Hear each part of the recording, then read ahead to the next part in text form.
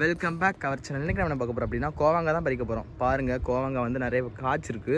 அந்த இதை பறிக்க தான் போகிறோம். பார்த்திங்களா, குட்டி குட்டி கோவங்காய்லாம் இருக்குது. கோவங்கான்னு சொல்லுவோம் நாங்கள். பார்த்திங்களா, இவ்வளோ குட்டியாக இருக்குது, இன்னும் இருக்குது, இதில் இருக்குது, பூத்து காய்ச்சிருக்கு. இப்போ வந்து நம்ம அதை பறிக்க போகிறோம். எதுக்கு பறிச்சிருக்கோன்னா, இதை வந்து சாப்பிடலாம், சமைக்கலாம். நான் பாருங்க, குட்டி குட்டியாக இருக்கா. ஆமாம், அப்படியே ரொம்ப நல்லது, சுகருக்குலாம் ரொம்ப நல்லது. இது வந்து பறித்து சாப்பிடலாம்.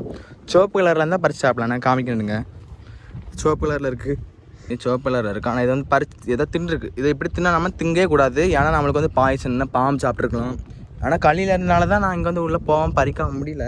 ஏன்னா தோணியில் வந்து கள்ளி குத்துது. வெட்டிட்டு பறிச்சிட்டேன் பாருங்கள்.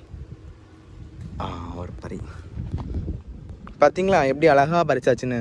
இனி ஏதோ கரையில் வச்சுட்டு நிறைய இருக்குது பார்த்துருங்க. மேலே அண்ணா இருக்கா, அண்ணா அதெல்லாம் இருக்குது, இல்லை இருக்குது. சுற்றி பார்த்து பறிக்க வேண்டியதான். இங்கே எனக்கு பழம் பழுத்துருக்கு. நான்லாம் இது தேடி எந்த ஊர்லலாம் போயிருக்கேன் தெரியுமா? நிறைய இடத்துக்கு போயிருக்கேன்.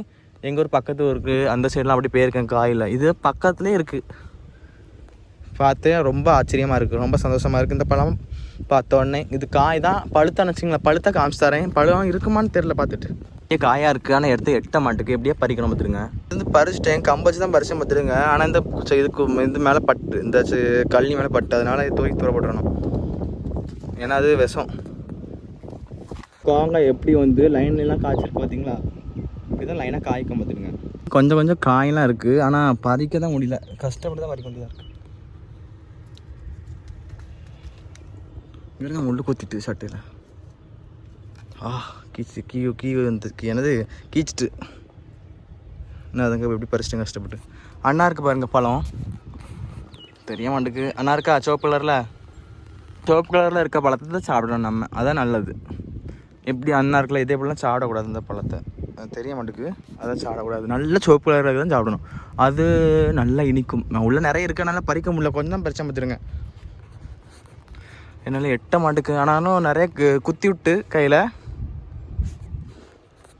மேலே பிடிப்போம். ஸோ நீங்கள் இந்த மரத்தை நிறையா பழம் இதே போல் இருந்தால் பறித்து சாப்பிடுங்கண்ணா. இது செடி தான், அதனால இந்த செடி இந்த மரத்தை சொன்னேங்கண்ணா. நீங்கள் இப்படி இந்த மரம் செடி கொடி பார்த்துருந்தா மறக்காமல் கமெண்டில் சொல்லுங்கண்ணா. டாட்டா, நெக்ஸ்ட் வீடியோவில் பார்க்கலாம். பாய்.